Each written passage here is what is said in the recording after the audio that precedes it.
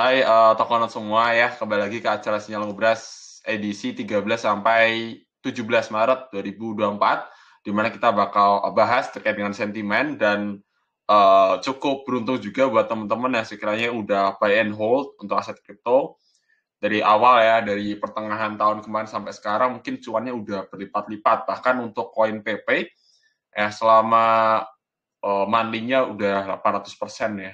Itu udah gila banget sih kenaikannya. Jadi kalau teman-teman punya uang katakanlah 10 juta jadi 80 juta gitu. Wah itu sangat-sangat luar ekspektasi ya. Bahkan meme token itu sangat-sangat lagi booming akhir-akhir ini. Cuma harap hati-hati ya teman-teman karena potensi bubble ya. Bubble tuh dalam artian pecah gelembung ya, gelembung darah ketika memang dia udah naik tinggi ada saatnya dia tuh pecah gitu.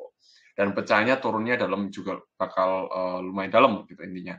Dan bagi tokoh semua yang sekiranya mau Mas kira-kira kalau mau beli sekarang masih oke nggak ya gitu. Kalau dari aku pribadi sih mungkin gue agak koreksi dulu ya karena ini kenaikan udah luar biasa banget kecuali untuk Bitcoin. Ya, untuk Bitcoin berpotensi untuk terus melanjutkan bullish. Mungkin sampai ke 100.000 cuma agak terlalu jauh juga ke 100.000. Kenapa Mas kok si Bitcoin ini berpotensi dia ke 100.000 di tahun ini? Ya karena the one and only ya BlackRock dan manajemen investasi lainnya terus mengakumulasi Bitcoin gitu loh. Bahkan ya mereka terus menyerap bahkan sampai sekarang ya untuk BlackRock itu di angka 204.000 ya Bitcoin yang terus mereka akumulasi itu luar biasa tinggi. Padahal baru di ACC untuk ETF spot Bitcoin itu di tanggal 12 Januari 2024. Jadi udah berapa tuh? Udah 2 bulan ya, 2 bulan berjalan dan BlackRock udah akumulasi sebegitu banyaknya, belum termasuk Fidelity ya, Vanguard dan sebagainya macamnya. Tapi ada juga berita buruknya juga terkait dengan ya Grayscale ya, investornya yang hold untuk GBTC itu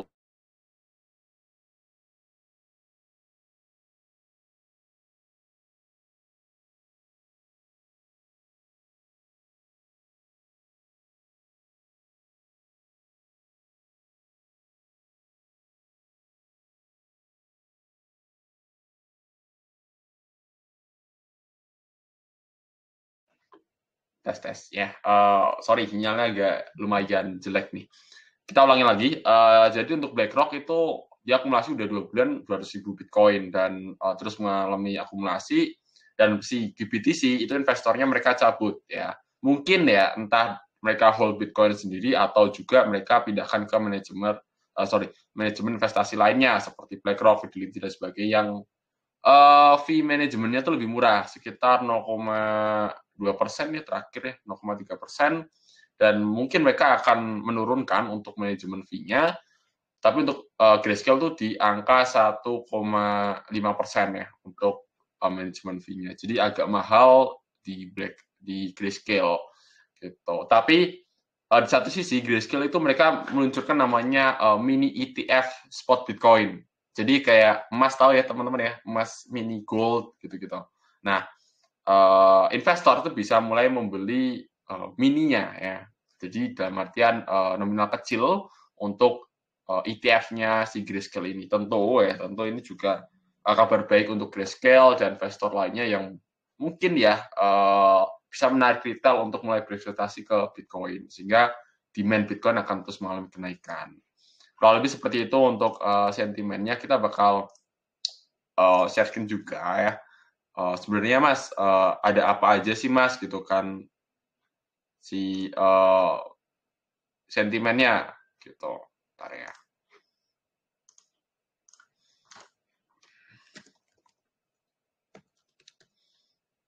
Jadi teman-teman bisa lihat di Toko News ya, di mana Toko News ini merupakan salah satu tempat buat teman-teman belajar yang masih pemula bisa banget belajar di situ ya, karena kita ada artikel untuk pemula, menengah dan udah mulai mahir. Gitu.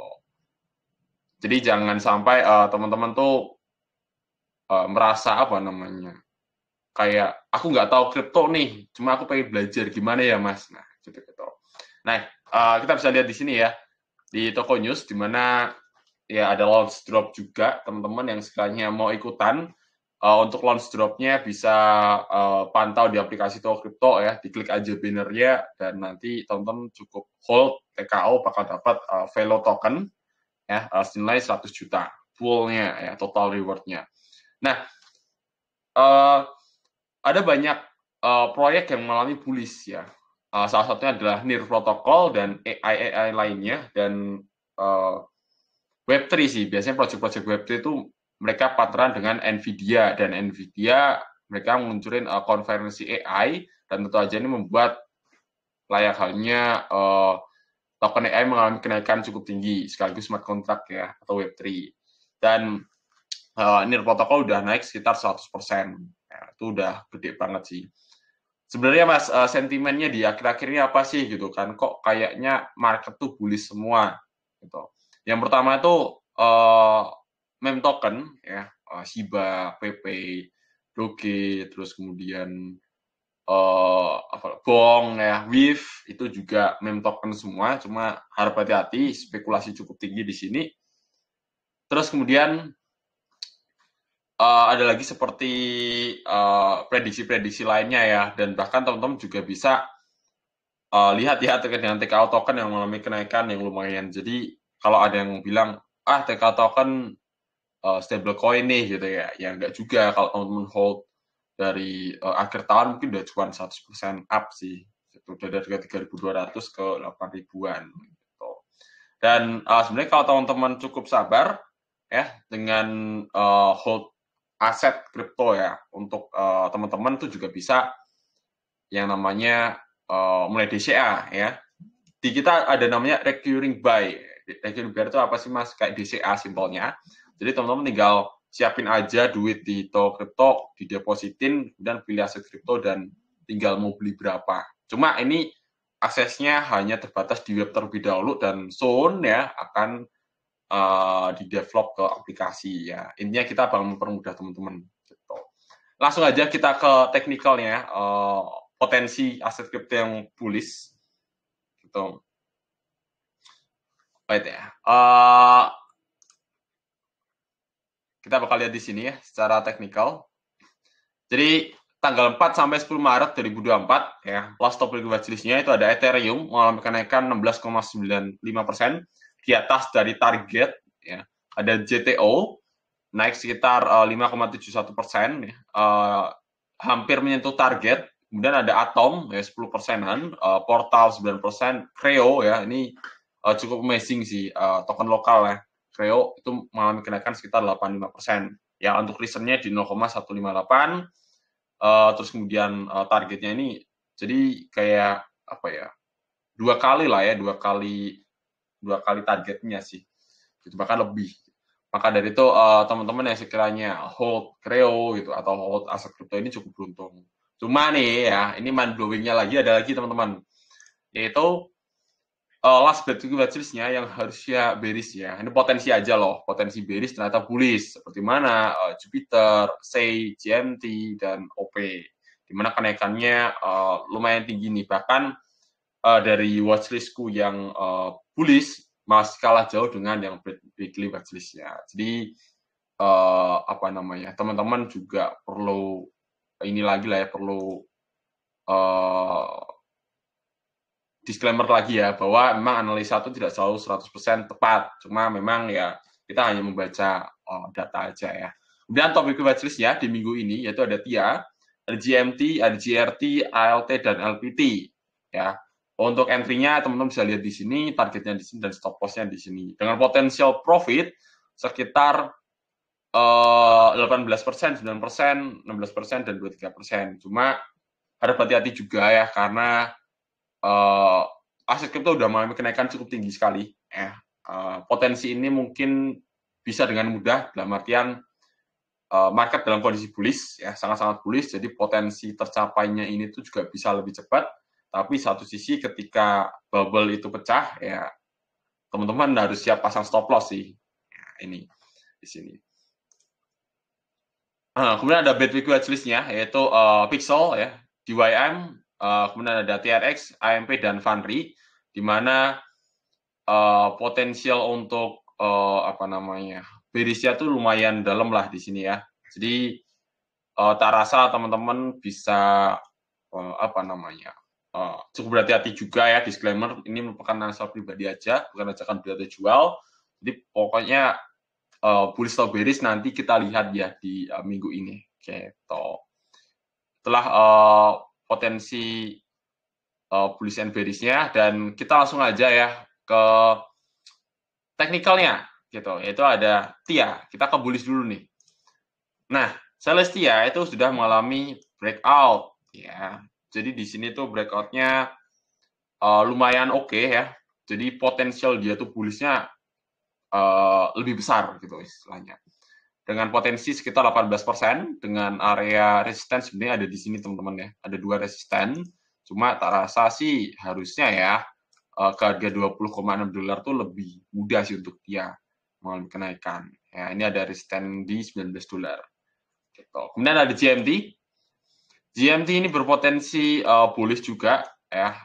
Ini membentuk bullish flag. Bullish pennant.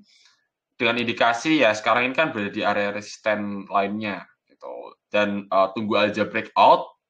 Tadi siang sempat breakout teman-teman ya. Cuma ini balik lagi ke area resistennya. Jadi mungkin wait and see untuk GMT. Teman-teman yang sekiranya Mas aku mau tanya aset kripto yang berpotensi bullish lebih duluan mana? Mungkin ke Celestia ya, baru ke GMT. Gitu. Nunggu ini breakout dulu. Kemudian ada lagi GRT ya. GRT ini dia belum breakout. Kalau kita ambil channelnya ya, channelnya di sini itu dia belum potensi breakout. Tapi ini ada potensi untuk pembelian ya. Di sini ada area supportnya 1, 2 ya. Jadi bisa dikatakan ini support kuat dengan stop loss di 0,428 gitu. Dengan RSI ya ini golden cross ya. Rasanya cukup bagus untuk GRT. Cuma tunggu breakout dulu gitu.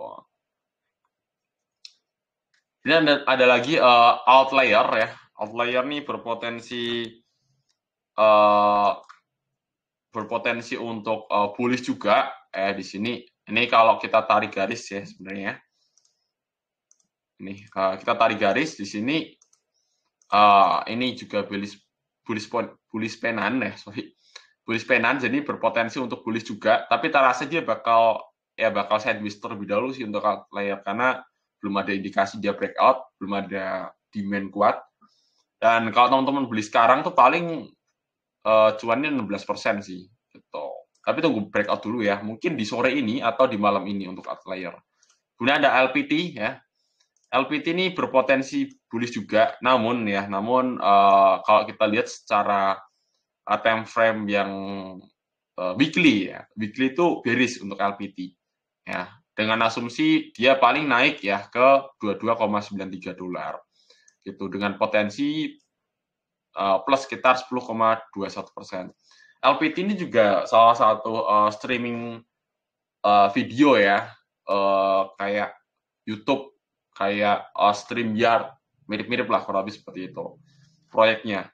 Dan ya ada Nvidia, tentu mereka butuh, dan ya ini kedampak juga dari Nvidia itu ya, AI. Dengan time frame yang kita flashback lebih jauh lagi, ini sangat-sangat bullish ya. Kita berada di area bullish untuk LPT. Gitu. Itulah 5 koin berpotensi bullish di minggu ini, dan kita bakal bahas ya 5 koin berpotensi bearish di minggu ini, yaitu ada Pixel. Pixel ini potensi bearishnya lumayan ya, lumayan jelas di sini dengan potensi minus sekitar 13%. Dengan RSI juga dia bearish ya, dead cross di sini. Dari sini dead cross sudah jelas, dan secara support line-nya juga udah jelas breakout, udah di retest juga di sini gagal, jadi ini potensi turun sih untuk Pixel. Gitu. Kemudian ada 2M ya, 2M ini juga sama, cuma agak tricky juga ya, karena 2M itu dia kan belum bullish banget ya, dibanding dengan koin-koin yang baru listing seperti Pixel, seperti Starknet ya, kemudian ada lagi banyak lah Dimana ketika awal listing biasanya akan ada secondary bullish gitu. Nah, potensi untuk DWM bearish ya itu sekitar 12,75%. Jadi ya bagi teman-teman yang emang sekiranya possible untuk trading jangka pendek mungkin agak kurang oke ya. Secara RSI juga di sini dead cross juga jelas dia bergerak ke arah netral ya. Mungkin paling kalau turun ke area ini terlebih dahulu $7 paling. Gitu.